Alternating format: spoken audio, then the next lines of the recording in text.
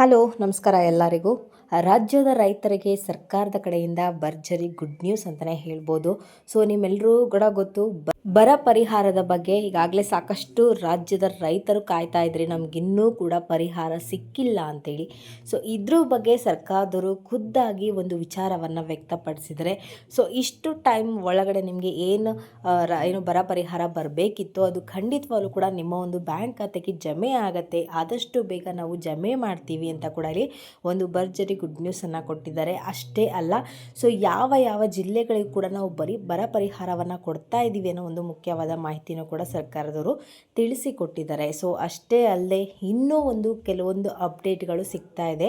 ಏನಪ್ಪ ಅಂತಂದರೆ, ಇನ್ನೂ ಕೂಡ ಬರ ಪರಿಹಾರಕ್ಕೆ ನಾವು ಅರ್ಜಿಯನ್ನು ಸಲ್ಲಿಸಿಲ್ಲ ಅನ್ನೋಂಥವ್ರು ಯಾರೆಲ್ಲ ಇದ್ದೀರಾ ಅಂಥವ್ರಿಗೆ ಕೂಡ ಸರ್ಕಾರದ ಕಡೆಯವರು ಒಂದು ಸುವರ್ಣ ಅವಕಾಶವನ್ನು ಕೊಡ್ತಾ ಇದ್ದಾರೆ. ಸೊ ಅದ್ರ ಬಗ್ಗೆನೂ ಕೂಡ ಕಂಪ್ಲೀಟ್ ಆಗಿರುವಂಥ ಮಾಹಿತಿ ನಾನು ಇವತ್ತಿನ ವಿಡಿಯೋದಲ್ಲೇ ತಿಳಿಸ್ಕೊಡ್ತೀನಿ. ಆ್ಯಂಡ್ ಇವತ್ತಿನ ವಿಡಿಯೋ ಬಂದುಬಿಟ್ಟು ತುಂಬಾ ಇಂಟ್ರೆಸ್ಟಿಂಗ್ ಆಗಿರೋದ್ರಿಂದ ಫ್ರಮ್ ಬಿಗಿನಿಂಗಿಂದ ಎಂಡ್ವರೆಗೂ ವಾಚ್ ಮಾಡಿ ಪೂರ್ತಿಯಾಗಿ ಇನ್ಫಾರ್ಮೇಷನ್ ತಿಳ್ಕೊಳ್ಳಿ. ಹಾಗೆ ಹೊಸದಾಗಿ ಯಾರೆಲ್ಲ ನನ್ನ ಚಾನಲ್ಗೆ ವಿಸಿಟ್ ಮಾಡ್ತಾ ಇದ್ದೀರಾ, ದಯವಿಟ್ಟು ನನ್ನ ಚಾನಲ್ಗೆ ಸಬ್ಸ್ಕ್ರೈಬ್ ಆಗೋದನ್ನು ಮರಿಬೇಡಿ. ಹಾಗೆ ತಪ್ಪದೆ ಈ ಒಂದು ವಿಡಿಯೋಗೆ ಲೈಕ್ ಮಾಡಿ, ಶೇರ್ ಮಾಡಿ, ಕಮೆಂಟ್ ಮಾಡಿ. ಇನ್ನು ತಡ ಮಾಡದೆ ಇವತ್ತಿನ ವಿಡಿಯೋನ ಸ್ಟಾರ್ಟ್ ಮಾಡೋಣ. ಈಗಾಗಲೇ ರಾಜ್ಯದ ರೈತರೆಲ್ಲರೂ ಕೂಡ ಕಾಯ್ತಾ ಇದ್ರಿ, ನಮ್ಗೆ ಇನ್ನೂ ಕೂಡ ಬರ ಪರಿಹಾರ ಸಿಕ್ಕಿಲ್ಲ, ನಾವೀಗಾಗಲೇ ಅರ್ಜಿಯನ್ನು ಹಾಕಿ ತುಂಬ ದಿನಗಳಾಗಿದೆ, ಆದರೆ ಸರ್ಕಾರದವರು ಇದ್ರ ಬಗ್ಗೆ ಏನೂ ಕೂಡ ಮಾಹಿತಿಯನ್ನು ಕೊಡ್ತಾ ಇಲ್ವಲ್ಲ ಅಂಥೇಳಿ ಸಾಕಷ್ಟು ರೈತರು ಕೂಡ ಈ ಒಂದು ವಿಚಾರವನ್ನು ವ್ಯಕ್ತಪಡಿಸ್ತಾ ಇದ್ದಾರೆ. ಸೋಷಿಯಲ್ ಮೀಡಿಯಾ ಮುಖಾಂತರ ಆಗಿರ್ಬೋದು, ನ್ಯೂಸ್ ಚಾನಲ್ಗಳ ಮುಖಾಂತರ ಆಗಿರ್ಬೋದು, ಜೊತೆಗೆ ಪತ್ರಗಳನ್ನ ಬರೆಯೋದ್ರ ಮುಖಾಂತರ ಕೂಡ ಅವರ ಒಂದು ಆಕ್ರೋಶವನ್ನು ವ್ಯಕ್ತಪಡಿಸ್ತಾ ಇದ್ದಾರೆ. ಸೊ ಈಗಾಗಲೇ ಬರ ಪರಿಹಾರ ಸಿಗಬೇಕಿತ್ತು, ಬಟ್ ಕಾರಣಾಂತರಗಳಿಂದ ಸಿಕ್ಕಿಲ್ಲ. ಸೊ ಅದೆಲ್ಲರೂ ಕೂಡ ಗೊತ್ತು, ಸರ್ಕಾರದ ಬಳಿ ಅಮೌಂಟ್ ಇಲ್ಲ, ಟೆಕ್ನಿಕಲ್ ಇಶ್ಯೂಸ್, ಸೊ ಇನ್ನೂ ಮುಂತಾದವು. ಸೊ ಇನ್ನೂ ಕೂಡ ಸಾಕಷ್ಟು ಇಶ್ಯೂಸ್ ಆಗಿರೋದ್ರಿಂದ ನಿಮಗೆ ಬರ ಪರಿಹಾರ ಸಿಗೋದು ತುಂಬಾ ತಡವಾಗ್ತಾ ಇದೆ. ಆದರೆ ಇದ್ರ ಬಗ್ಗೆ ಏನೂ ಕೂಡ ವರಿ ಬೇಡ. ಸೊ ಏನು ನಿಮಗೆ ಬರ ಪರಿಹಾರ ಸಿಗಬೇಕಿತ್ತು ಅದು ಖಂಡಿತವಾಗ್ಲೂ ಕೂಡ ನಿಮ್ಮ ಒಂದು ಬ್ಯಾಂಕ್ ಖಾತೆಗೆ ಜಮೆ ಆಗತ್ತೆ ಅಂತ ಹೇಳಿ ಲೇಟೆಸ್ಟಾಗಿ ಅಪ್ಡೇಟ್ನ ಕೊಟ್ಟಿದ್ದಾರೆ.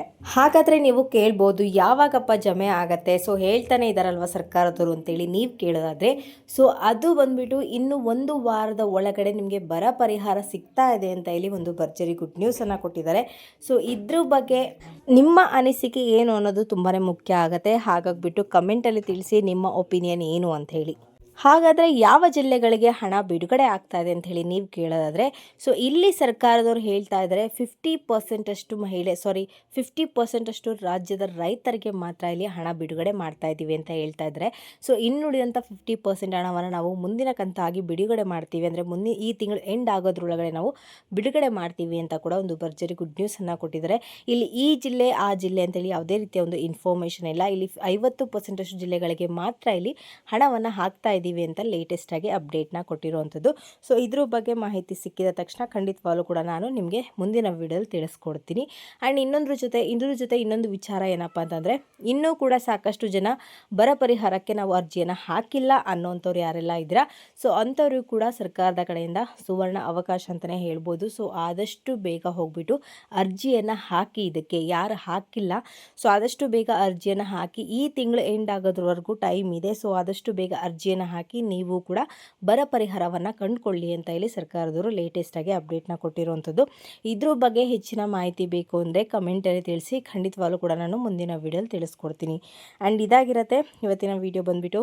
ನಿಮಗೇನಾದರೂ ಈ ಒಂದು ವಿಡಿಯೋ ಇಷ್ಟ ಆಯಿತು ಅಂದರೆ ದಯವಿಟ್ಟು ನನ್ನ ಚಾನಲ್ಗೆ ಸಬ್ಸ್ಕ್ರೈಬ್ ಆಗೋದನ್ನು ಮರಿಬೇಡಿ. ಹಾಗೆ ತಪ್ಪದೆ ಈ ಒಂದು ವಿಡಿಯೋಗೆ ಲೈಕ್ ಮಾಡಿ, ಶೇರ್ ಮಾಡಿ, ಕಮೆಂಟ್ ಮಾಡಿ.